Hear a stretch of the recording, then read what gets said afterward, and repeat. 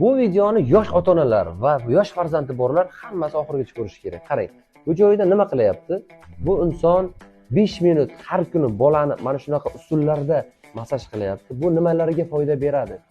Pamyati zo'rlashadi, zehni o'tkirlashadi. Pamyat deganda eslab qolishlar qobiliyatlari zo'r bo'ladi. Ota-ona bilan kontaktlari, ya'ni bir-biriga yaqinligi, ota-ona bilan zaima deymizda, o'sha bir-biriga mehri oshib, peshonadagi shamollashlar, bu yoqda eng zo'r narsa miyani rivojlanishiga ko'proq bu massajlar. Bu narsani har kuni qiling farzandingizga va natijasini esa 1 oy, 2 oy mobaynida to'liq bilasiz, bolangiz qanchalik darajada o'zgarganini.